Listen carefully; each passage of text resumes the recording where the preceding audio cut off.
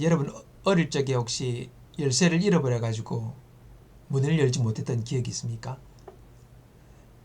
저는 어렴풋하게 어떻게 열쇠가 없어서 문을 열지 못해서 발을 동동 구르던 기억이 어렴풋하게 있습니다. 지금은 다르게 예전에는 다 열쇠로 이렇게 열지 않았습니까? 열쇠를 잃어버리면 이제 열 수가 없는 거예요. 오늘 다윗의 열쇠에 대한 이야기가 나옵니다. 오늘 본문 보니까 또 다윗의 집에 열쇠를 그의 어깨에 두리니, 이 다윗의 집, 이건 다윗의 왕궁, 다윗의 집입니다. 여기에 열쇠를 그의 어깨에 둔다. 다윗의 집에 열쇠를 그의 어깨에 둔다. 이 어깨에 둔다, 이 말은 그 위정자의 책임을, 무거움을 강조하는 비유적인 표현인데, 옛날에는 그 무겁고 긴 열쇠를 방이 많으니까 줄 달아가지고 그걸 어깨에 메고 왔다 갔다 하는 그 고대의 풍습이 그랬답니다. 그래서 그 열쇠를 가지고 가서 필요한 방의 문을 여는 거예요. 그래서 뭘 꺼집기도 하고 꺼내기도 하고 들어가기도 하고, 그래서 그 열쇠를 이렇게 어깨에 주르륵주르륵 메고 그 열쇠를 관할하는 자가 다녔다는 것입니다. 이 열쇠가 없으면 아무것도 안 되는 거죠. 지금과 마찬가지로 그때도 그 열쇠를 가진 그 사람이 움직여야지만이 이 집안의 모든 게 출입이 가능해지는 겁니다. 특별히 광이나 이렇게 식량 창고 이런 거 다 그 열쇠를 가진 사람의 그 열쇠가 열려야지만이 들어가서 가지고 나오고 하는, 그 열쇠를 가진 이에 이 열쇠가 없다면 아무것도 되지 않는 것입니다. 이 열쇠는 왕이 절대적으로 신뢰한 자에게 이 열쇠가 주어졌다고 합니다. 믿을 만한 사람에게. 자, 열쇠 중요한 겁니다. 열쇠가 없으면 들어갈 수 없습니다. 열 수 없습니다. 거기 무언가를 가져올 수도 없습니다. 열쇠가 중요한 것이죠. 오늘 이 말씀이 요한계시록 3장 7절에 동일하게 기록이 되어 있습니다.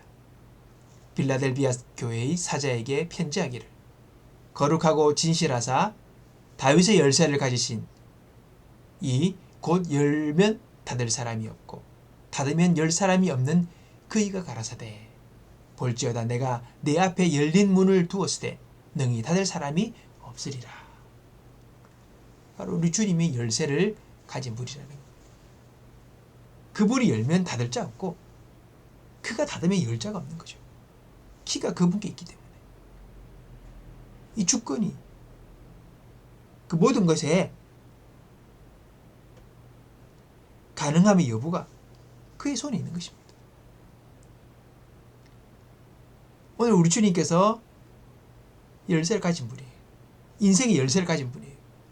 그분이 열어주셔야 하는 겁니다.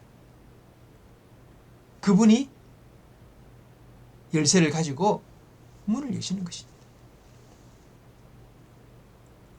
이 말씀을 쉽게 번역하면 그렇습니다. 모든 일에 주권자이신 하나님께서 여신다면 사람이 노력한다고 닫을 수가 있는 게 아니에요. 하나님이 열어놓으시면 사람이 닫을 수가 없어요. 또 하나님께서 닫으시면 아무리 사람이 지혜가 있고 똑똑하다고 그럴지라도 하나님이 닫으신 문은 열 수가 없는 겁니다. 최종 권자가 그분께 있습니다. 주권이 거기 있는 거죠. 오늘 이 말씀을 묵상하고 자신의 블로그에 짧게 묵상의 글을 올린 분의 그 글을 제가 읽으면서 간단한 내용이 있지만 좀 은혜가 되었습니다. 이런 내용이 이겁니다. 제가 읽어보겠습니다. 얼마 전에 한 청년이 결혼을 준비하기 위해 집 경매를 해서 돈을 벌어보겠다고 자기에게 와서 당당히 말을 했다. 그 청년이 예전에도 돈을 쫓다가 신앙이 나태해졌다는 간증을 내게 한 적이 있어서 그러지 말라고, 기도해보고 결정하라고 말을 해줬다. 근데 지지를 받지 못해서 그랬는지 저녁에 다시 연락이 왔다. 나를 위해 기도를 좀 해주면 좋겠다 라고. 이 말을 해주지는 못했지만 그런 생각이 들었다. 우리가 노력한다고 돈이 쏟아지는 게 아니라 하나님께서 열어주셔야 물질의 복도 임하는 것이라고. 하나님께 기도하는 기도의 제목들이 있다. 당장은 회사에서 성과에 대한 부분, 개인적인 비전을 두고 노력하는 부분들. 이런 부분들이 내가 노력도 하지만은 하나님께 기도해야 얻을 수 있는 부분들이라는 것을 우리가 인정하고 기도해야 하겠다. 그러면서 오늘의 감사일지 해놓고, 감사의 제목은 아침에 든든히 먹을 수 있어서 감사. 그리고 오늘의 기도는 나의 인생의 길을 열어주시고 믿음을 열어주시고 능력을 열어주시고 지혜를 열어주소서. 그분의 블로그에 자신의 묵상 기록을 이렇게 적어놓은 것을 제가 읽어봤습니다. 은혜가 되더라고요. 너무 간단하고 당연한 이야기 같지만은 은혜가 되었습니다. 특히 오늘의 감사일지, 아침을 든든히 먹을 수 있어서 감사. 아무것도 아닌 감사가 감사의 제목이죠. 이 뭐 감사의 제목이 되냐라고 할 수 있겠지만은 여러분, 이것도 안 되는 분들이 세상에 얼마나 많은지 모릅니다. 없어서 못 먹는 사람도 있고, 먹고 싶으나 몸이 아파 먹을 수 없는 사람도 있습니다. 오늘 우리는 내가 누리고 있는 많은 것들이 당연한 것인 줄 압니다. 이건 당연히 내게 누리는 거고 내가 가지고 있는 거라고 생각합니다. 그러나 그렇지 않습니다. 당연한 것은 없습니다. 주님의 은혜입니다. 복입니다. 우리가 마음만 먹으면 아침에 우리는 대부분의 사람들이, 여러분, 대한민국에 사는 사람들 배부르게 든든하게 먹을 수 있습니다. 안 먹어서 그렇지. 근데 지구의 반대편에 가면 그 한 끼를 먹을 수 있는 사람들이 여러분 흔하지가 않아요. 아프리카 외진 곳에 가면 먹을 게 없어요. 물도 맑은 물이 없어서 보니까 그냥 소나 염소나 동물들이 먹는 그 물을, 고인물을 퍼다가 그냥 먹더라고요. 그래가지고 수인병이 걸려요. 그걸 또 안 먹으면 죽으니까 그걸로 배를 채우는 거예요. 여러분, 우리가 누리고 있는 것 당연한 것이 없습니다. 주의 은혜이고 주의 복입니다. 우리는 나도 모르게 누리고 있는 많은 것들에 대해서 감사할 수 있는 눈이 떠야 될 줄 믿습니다. 오늘 밥 한 끼 먹으면서 물 한 잔 마시면서 이것도 주의 은혜임을 우리는 기억할 수 있는 은혜가 저와 여러분 가운데 있기를 원합니다. 그리고 우리는 삶의 많은 것들이 그냥 되는 게 아니에요. 많은 경우 내가 노력하면 다 되지. 말은 쉬워요. 노력한다고 됩니까 다? 그렇지가 않아요. 물론 노력해야 합니다. 노력한다고 애쓴다고 다 되는 게 아니죠. 하나님의 인도가 있어야 되고 그분의 은혜가 있어야 됩니다. 야고보서 4장 13절에 보니까 이렇게 말씀 나와 있습니다. 여러분 가운데 오늘이나 내일 어떤 도시에 가서 1년 동안 그것에 머물며 사업을 벌여 돈을 벌어보자 라고 말하는 사람들이 있다. 하지만 여러분은 내일 일을 알지 못하는 자들이다. 여러분의 생명은 안개와 같아서 잠깐 보이다가 사라지고 말 것이다.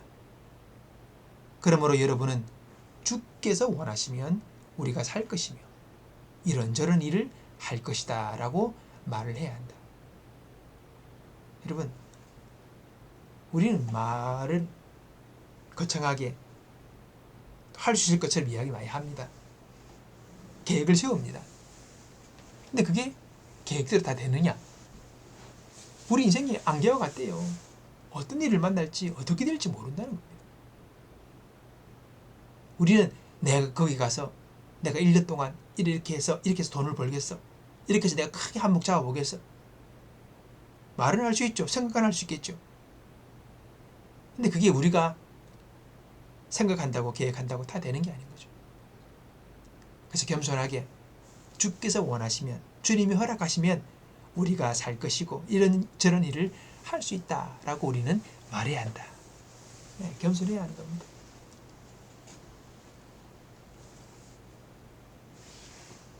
전도서 말씀에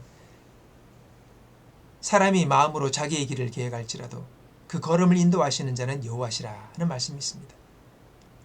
이 쉬운 성경은 이렇게 번역합니다. 사람은 자기 마음의 앞날을 계획하지만 그 걸음을 정하시는 이는 여호와시다. 예, 즉 일을 이루게 하는 분은 하나님이라는 거죠. 내가 생각은 할 수 있죠. 계획은 할 수 있죠. 거창하게. 그러나 그 일이 결국 이루어지게 하는 분은 하나님이라는 겁니다. 그분의 역사가 돌보심이 있어야 된다는 겁니다. 오늘 이런 말씀 들으면서 그럼 뭐 하나님이 뭐 다 하고 그럼 뭐 나는 뭐 내가 원하고 바라는 거 하나님 안 주실라나? 그분이 안 주시나? 내가 원하고 바라는 거 하나도 안 이루어지겠네? 이런 식으로 반응하는 분은 없으리라 생각합니다. 오늘 우리가 신앙인들이 기본적으로 가지는 마음의 믿음이 무엇입니까? 우리 하나님은 좋으신 분이죠. 나를 사랑하시는 분입니다. 그리고 나를 위하시는 분입니다. 우리는 그 믿음 안에서 하나님을 신뢰하고 살아가는 삶이 필요하다는 거죠. 시편 23편 2절에 그가 나를 푸른 초장과 쉴만한 물가로 인도하시는도다. 우리 하나님 그런 분이죠. 도적이 온 것은 도둑질하고 죽이고 멸망시키려는 것뿐이요 내가 온 것은 너희들로 생명을 얻되 더 풍성히 얻게 하려 왔다. 풍성한 삶을 위해 오셨다는 겁니다. 우리를 위해. 그리고 오늘날 너의 행복을 위하여 내가 너에게 명한 명령과 규례를 지켜라. 우리의 행복을 주님 원하신다는 겁니다. 신명기 10장 13절. 또 로마서 8장 32절에 나를 구원하시기 위해 아들 예수님을 주신 하나님의 아버지께서 우리의 승리와 복된 삶을 위하여 모든 것을 은혜로 주시는 분이다. 그렇게 우리에게 말씀하십니다.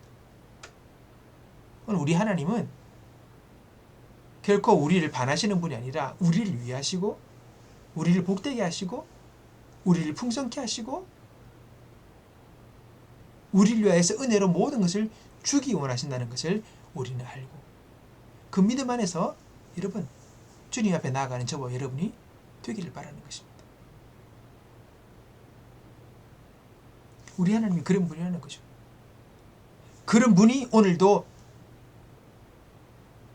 열쇠를 가지시고 그가 열기도 하시고 닫기도 하신다는 겁니다. 그럼 우리는 어떻게 되겠습니까? 그분과 함께 그분의 발걸음과 그분의 인도에 맞춰 우리 인생을 살아가야 되겠죠.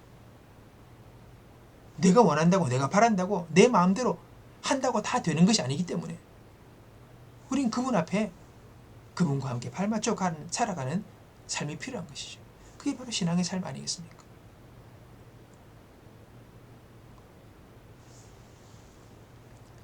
하나님의 시간, 하나님의 방법, 하나님의 길, 하나님의 인도하심.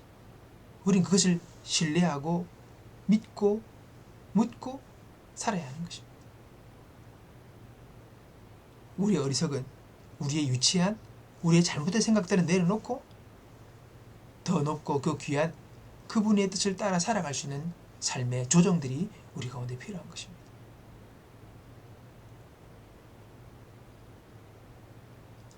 지난 우리 묵상의 글의 18일 날 제목이 예수님께만 충성하십니까? 네. 우리의 삶에 많은 것들이 이렇게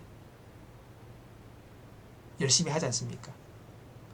봉사도 하고 열심히 살기도 하고 충성도 하고 이렇게 하는데 그 많은 그 충성과 열심의 그 근원된 동기를 보면 자기의 성공과 자신의 입지를 높이고 자기가 더 잘난 사람으로 대우받기 위한 자기 만족에 근원을 두고 있던 것들이 많다는 것입니다. 특별히 우리가 교회 안에서도 뭐 이렇게 하나님 일을 한다, 뭐 신앙의 일을 한다 할 때도 그런 경우들이 많이 있다는 거죠. 근데 그 근원과 동기가 그것이 아니라 우리가 주님을 바라보고 주님을 향하여 그렇게 살아갈 수 있어야 된다라는 이야기를 그 18일 묵상 내용 가운데 하고 있습니다. 어떤 분이 그런 얘기를 하더라고요. 자기는 딱 두 사람에게만 충성한대요. 하나는 위에 계신 하나님께, 그리고 하나는 자기 자신에게. 그게 무슨 말이냐니까 하나님 앞에서 정직하게 그분의 뜻을 따라, 그리고 자기 스스로에게 부끄럽지 않도록 스스로에게 최선을 다한다는 거예요. 사람들의 평가와 사람들의 판단에 너무 목매이지 않고 그게 너무 휘둘리지 않도록 자기는 그렇게 스스로를 단돌이 한다라는 이야기를 들었습니다.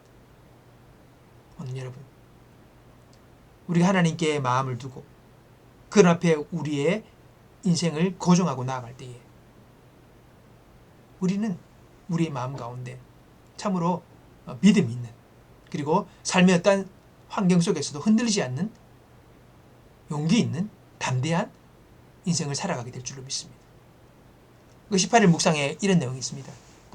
끝부분에 만일 그 특별한 고난의 상황에서 하나님을 예배할 줄 안다면 하나님께서는 주님이 원하시는 때에 순식간에 그 상황을 바꾸실 것이다. 우리가 원치 않는, 내가 바라지 않는 상황이 펼쳐지면 많은 사람들이 당황하는 거예요.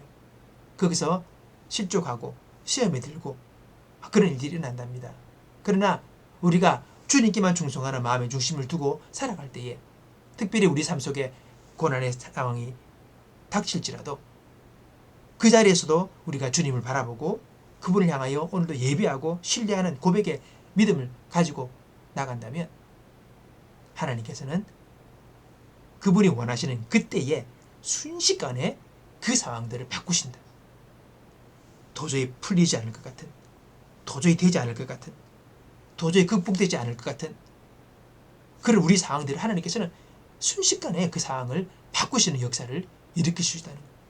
왜? 그분께서 키가 있기 때문에, 그분이 열쇠를 가지고 있기 때문에, 그분이 모든 것을 한순간에 바꾸실 수 있는 거죠. 요셉의 삶 가운데 그렇게 형들에게 의해 팔려서 종으로, 오해로, 감옥으로 그렇게 거의 밑바닥으로 살고 싶지 않은 그런 절망의 시간들을 보내다가 한순간 하나님께서는 애굽의 총리로 그를 세우십니다. 그분의 손이 있는 것입니다. 그분이 하시면 되는 것입니다. 오늘 우리는 우리 주님께 순종하며 그분께 충성하며 모든 상황 속에서도 여전히 주님을 예배하고 믿고 나가는 우리들의 믿음의 고발, 결단, 그런 심령을 가지고 우리가 살아갈 수 있게 되길 바랍니다. 오늘 하나님께서 우리의 삶을 바꾸시는 놀라운 일들을 이루실 것입니다. 믿습니다.